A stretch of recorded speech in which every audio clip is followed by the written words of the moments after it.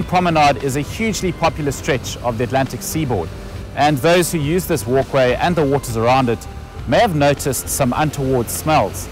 Well, there's a good chance it's from this, an outflow pipe which pumps in the region of 40 million litres of untreated effluent into the ocean every day. The cleanliness and safety of Cape Town's waters has once again come under the spotlight after marine conservation photographer Jean Tresvin recently published aerial photographs on his Facebook account of what he claims are sewage plumes, most notable around outfall sites in Greenpoint, Camps Bay and Hout Bay.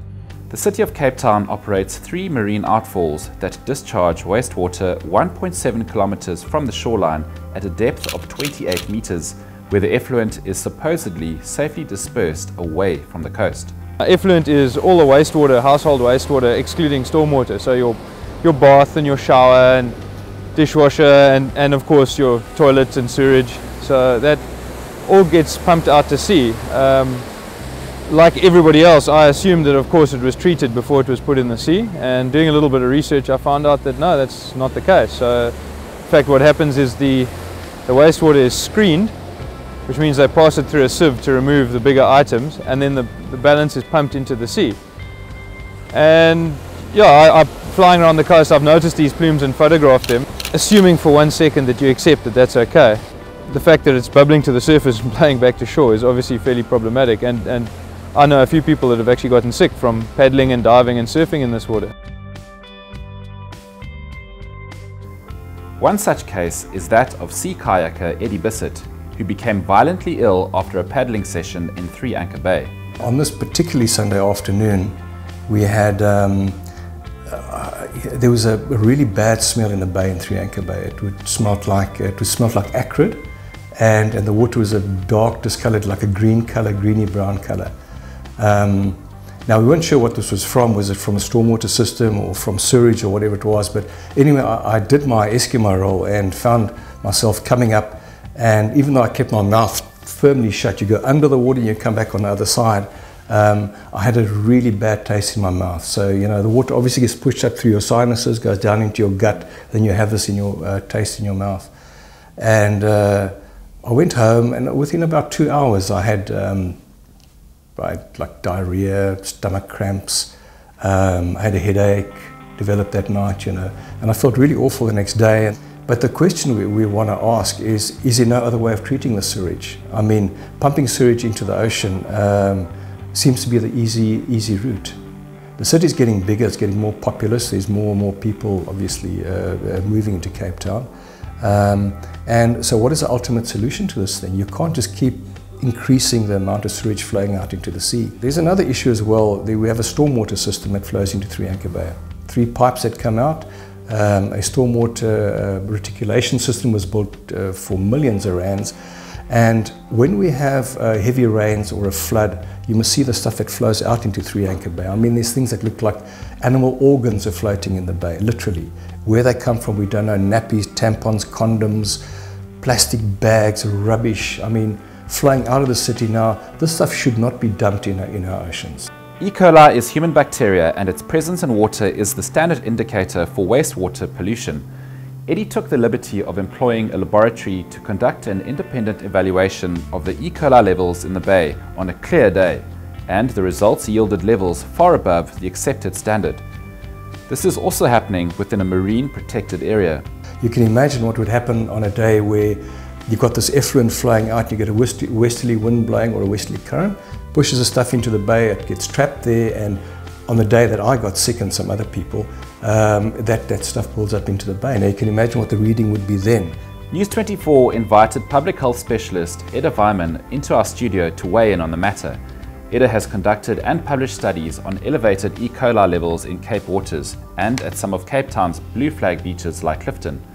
Edda says public awareness around wastewater pollution is reaching a tipping point, and we can no longer ignore the facts. There were quite a lot of issues last year about closure of beaches, even Hout Bay, and the flays are E. coli. There is a high level of E. coli, and sometimes you're not even allowed to sail there, and swimming isn't allowed at all.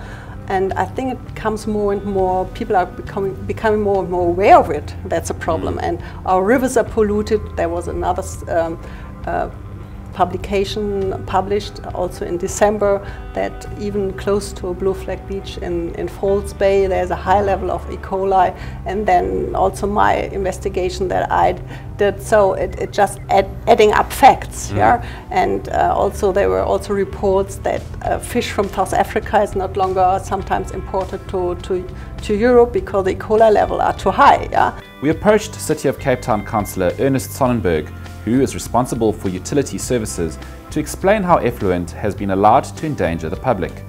He assured us the marine outfalls posed no threat to the coastline. We are confident that the effluent that flows via the outfall does not have an impact on on that immediate area. Okay, and then obviously there's the testing. We've also seen that there was some testing done in various areas where you have informal settlements, where you have stormwater systems that flows into those areas. So I mean, I cannot confidently say that it's not a stormwater issue. I am merely commenting on the fact of the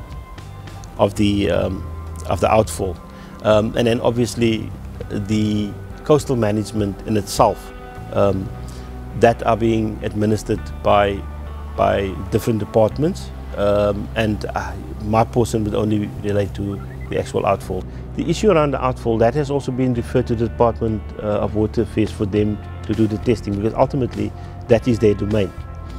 So they would inform us whether the levels of E. coli, whatever, within the proximity of the outfalls is of such a nature that is concern, that it needs to be concerned, and that has not happened. You know, we like I say, our own testing has proven that it's within the limits, and then obviously we also employ the CSIR to do testing. The city is, however, in the process of applying for a coastal waters discharge permit as per the Integrated Coastal Management Act of 2009, after several delays they claim were out of their hands.